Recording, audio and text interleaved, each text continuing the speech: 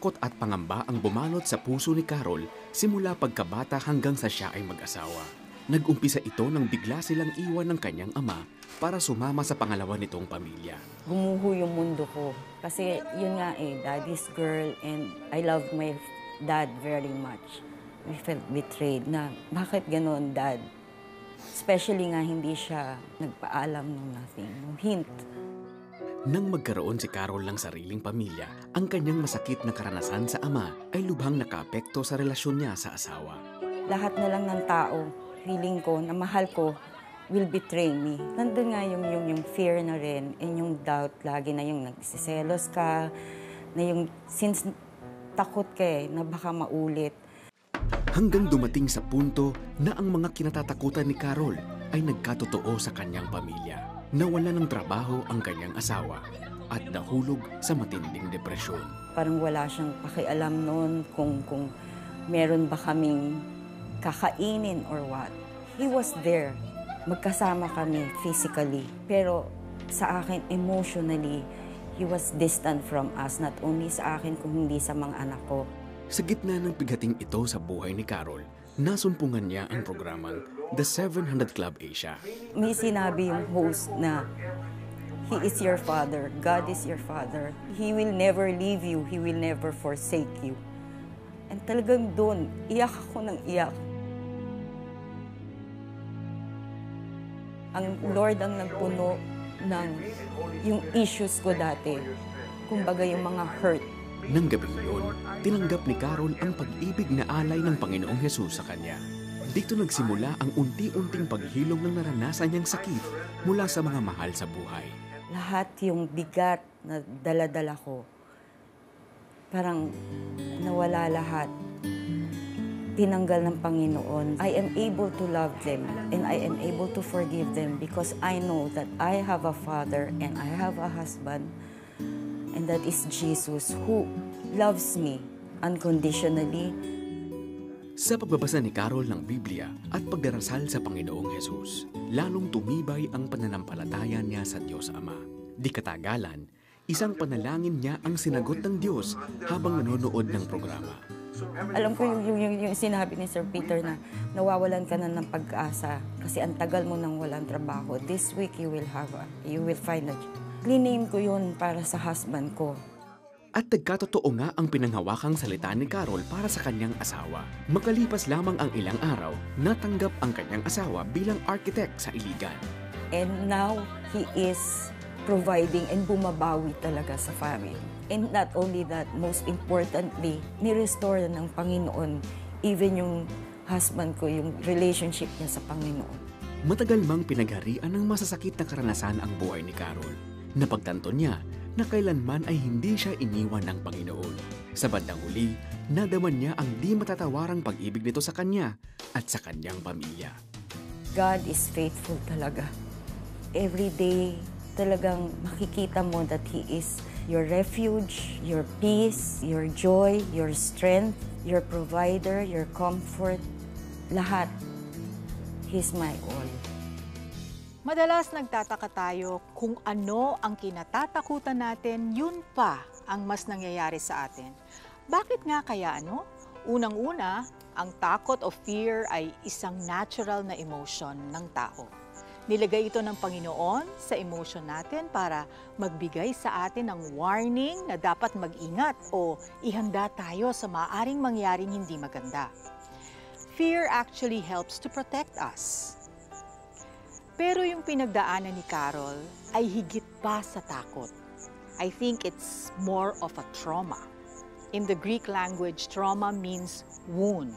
Yung karanasang na-experience ni Carol noong bata pa lamang siya ay nagdulot ng emotional wound sa kanya na nagbibigay sa kanya ng napakatinding takot.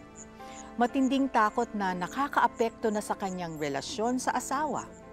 The symptoms were there. Laging praning, laging nagsususpecha, depressed, at nakita naman natin na ang naging bunga nito. Ang matinding takot niya ay naging self-prophecy o nagkatotoo. Kung kayo po ay nakararanas ng ganito at naitatanong nyo sa inyong sarili, Kailan ba matatapos ang matinding takot kong ito? May pag-asa pa bang magbago ang sitwasyon ko? Purihin po ang Diyos dahil may pag-asa. God has this promise in the book of Psalms. The Lord is close to the brokenhearted and saves those who are crushed in spirit. Alam ng Panginoon ang masakit mong pinagdaraanan. He can heal your broken heart. He can restore your crushed spirit. He can take your past and transform it into a testimony of healing. Kaibigan, sabi rin sa salita ng Diyos that perfect love casts out fear. Ang pagmamahal ng tao imperfect, kumakapos. Pero ang sa Panginoon, perfect. Perfect na, unconditional pa.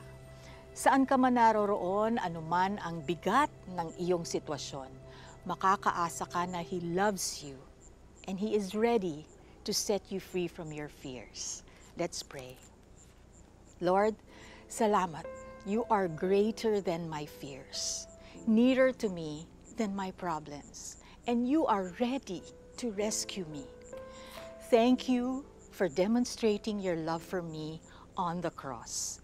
Binigay mo ang lahat-lahat para ako ay maligtas at makapagsimula muli.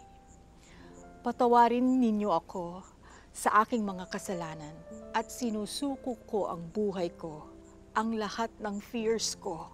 It's yours, Lord. I am yours, Lord. Be my Savior and my King.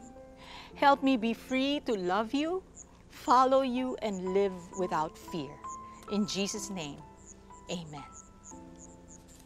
Maaring may mga nanonood sa atin ngayon na meron kayong mga pinagdadaanan, meron kayong mga takot.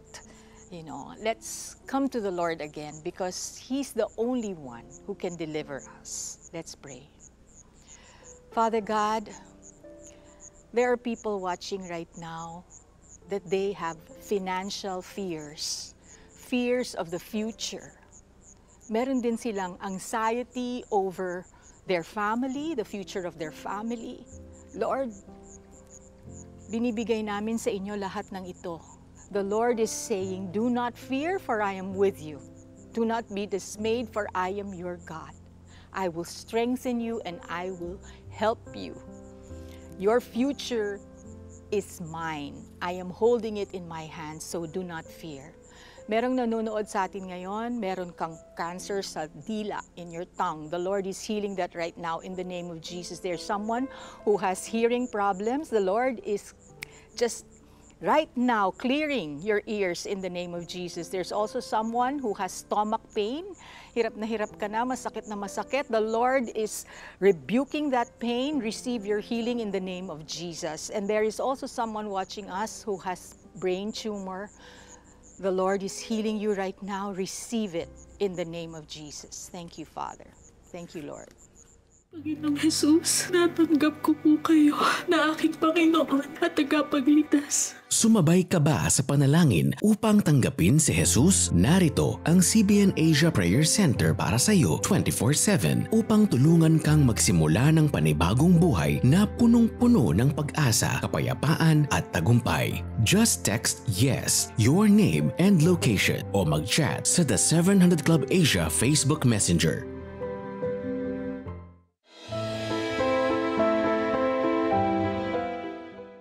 Magdodonate ako sa CBN Asia. Oo, bait naman. Sige. Type mo cbnasia.org/give. cbnasia.org/give. Yan. Okay pa. Kaya mo na yan. Madali na yan. Ikaw na. Tulungan niyo po. Ang dami pong itatype eh. Tapos 4 lang yung daliri ko. Tapos ang dami pang hihinging details. Iba na eh. Ay, iba na po. Icons na oh. Opo. Nagbago na yan ang nila oh. Kaya ko na po to. Sige. Excuse pero to. Ako na po dito. Relax na lang po yan. Yan. Pagkatapos ko, Kuya Roderick, ikaw naman po mag-donate ha. Ikaw nga po, 5 daliri mo, di ka nagdo-donate eh. Anong hindi? Kakadonate ko lang sa cellphone. Sobrang dali na pala. Ano pa hinihintay natin? Donate na! Maginhawang buhay, Si Lord pa lang is enough. Siya ang kayamanan ng ating buhay. maayos na kalusugan, Kahit anong imposible na karamdaman, talagang kayang pagalingin ni God. magandang kinabukasan. He is faithful. Kasi hindi niya ako iniwan sa journey ko. Tanggapin mo na ang biyaya ng Diyos sa Blessings. Imain mo na! Live TV special mula February 19 hanggang March 1, 12 midnight sa GMA.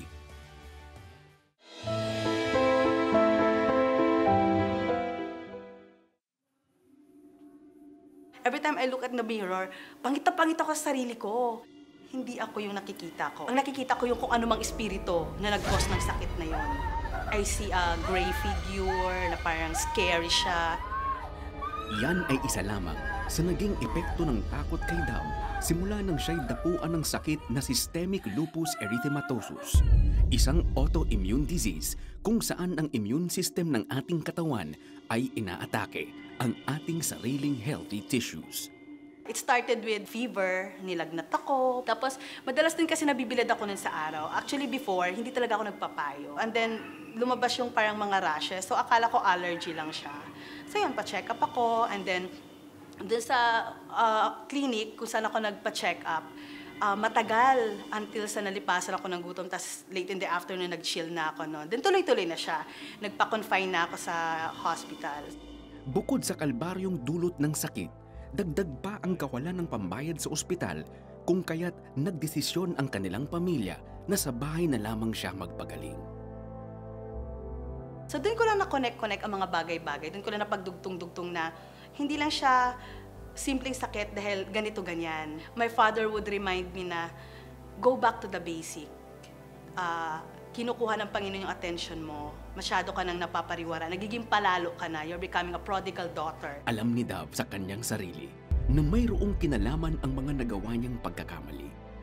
Bagamat anak ng pastor at lumaki ng may takot sa Diyos, mas nangibabaw kay Dab ang pagnanais ng mga material na bagay.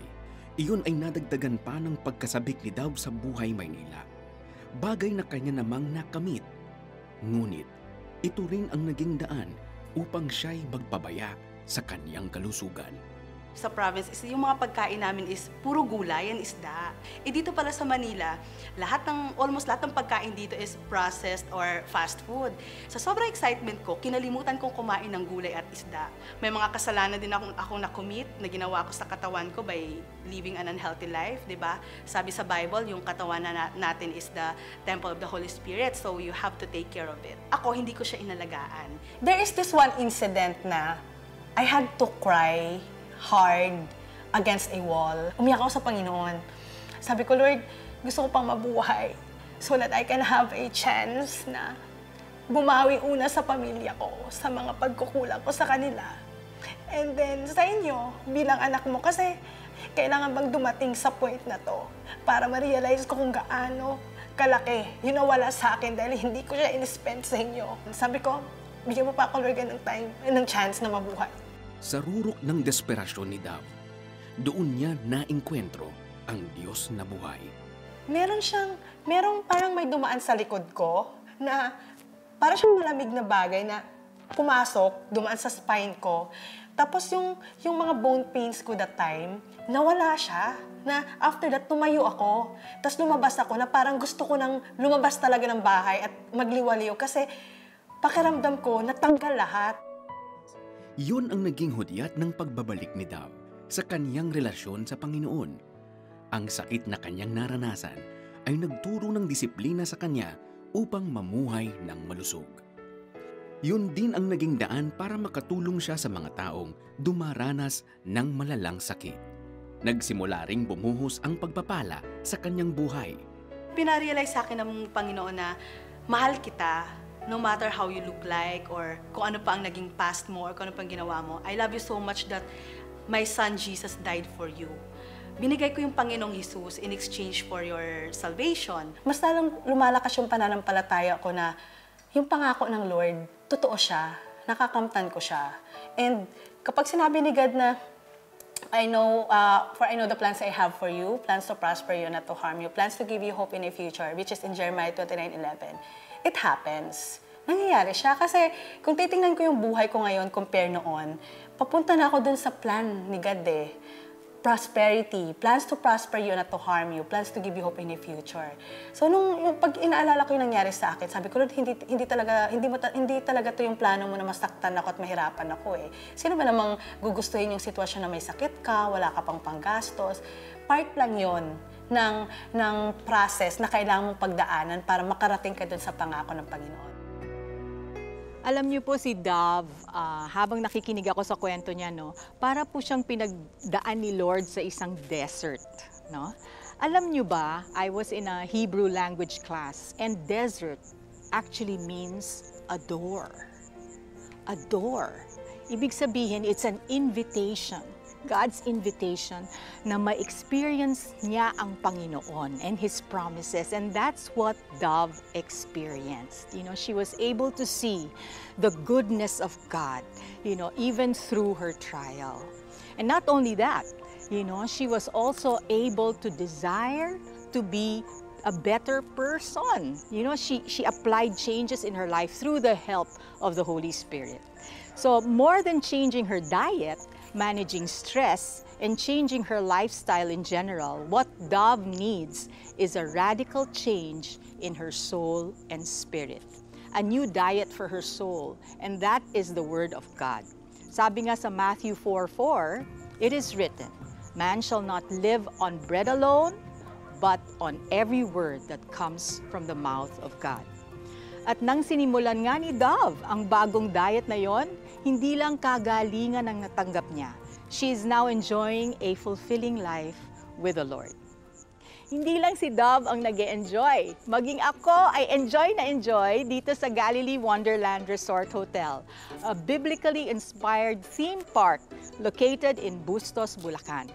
Maraming mga interesting features dito showcasing biblical spots and significant events. Tara, samahan niyo akong maglibot. Ilan sa interesting features dito sa Galilee Wonderland Resort Hotel ay ang makasaysayang Mount Sinai, kung saan ibinigay ng Panginoong Diyos kay Moses ang 10 Commandments. Makikita nyo sa aking likuran ang isang biblically inspired art installation ng Mount Sinai. Ayon sa kwento sa Book of Exodus sa Old Testament, tumakas ang mga Israelita mula sa mapang-alipin na Egyptian Pharaoh. Sa pangunguna ni Moses, tumawid ang mga Israelita sa Red Sea mula Egypt patungo sa ilang kung saan naroon ang Mount Sinai. Dito sa Mount Sinai, sa Galilee Wonderland Resort, makikita ang replika ng tablets kung saan isinulat ng Panginoon ang kanyang 10 utos. Makikita rin dito ang pagsasalarawan ng pangyayari sa Biblia kung saan nakikipag-usap si Moses sa Panginoon sa pamamagitan ng burning bush. Narito naman ang isang biblical art installation ng Rock of Meribah. Ayon pa sa kwento sa Book of Exodus, sa haba ng paglalakad ng mga Israelita sa ilang, ay nauhaw sila. Nagreklamo at inaway nila si Moses. Wika nila, "Inilabas mo ba kami sa Ehipto at dinala rito para lamang mamatay sa uhaw kasama ng mga anak namin at mga alagang hayop?" Walang magawa si Moses kundi ang magsumbong sa Panginoon. At dahil doon ay inutusan ng Diyos si Moses na paluin ang bato gamit ang kanyang tungkod. Nabiyak ang bato at mula rito ay dumaloy ang tubig na siyang ininom ng mga Israelita at ng mga alaga nilang hayop. Simula noon, ang batong yon ay tinawag na Masa at Meribah, na sa wikang Ebreo ito'y nangangahulugan sa Ingles na quarreling at testing, dahil inaway nila si Moses at sinubok nila ang Diyos. Sa kasalukuyang panahon, ang mga art installations na ito ng Mount Sinai at Rock of Meribah dito sa Galilee Wonderland Resort ay nagpapaalala sa atin na sa kabila ng katigasan ng ating ulo at pagiging makasalanan, ay nangingibabaw pa rin ang kapangyarihan at kabutihan ng Diyos. Naway matuto tayong magpasalamat sa kanyang kabutihan at magpakumbaba sa kanyang kapangyarihan.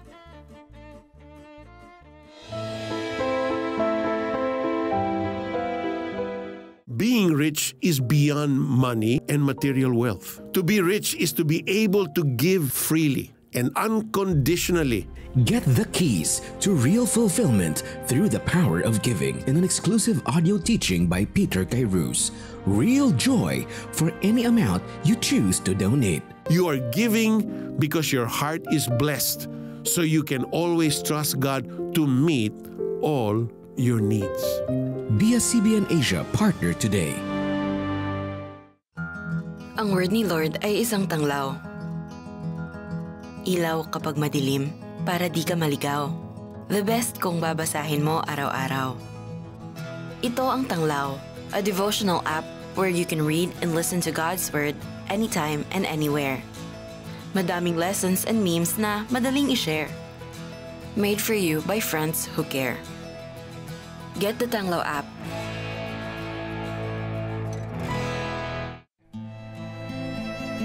Ang sa iyo'y magpapala ay aking pagpapalain, at ang sa iyo'y sumumpa ay aking susumpain. Sa pamamagitan mo, lahat ng mga bansa sa daigdig ay aking pagpapalain. Let's pray for Israel. Salamat, Lord, sa iyong pangako kay Abraham, ama ng lahing Hudyo at ng bansang Israel, na iyong pagpapalain ang lahat ng magpapala sa Israel, sapagkat pinili mo ang Israel na bayang sinilangan ni Jesucristo, na siya naming greatest blessing. He is coming back to Israel as King of Kings, Lord of Lords, and Prince of Peace, and we will be together forever and ever. Come soon, Lord Jesus. Amen.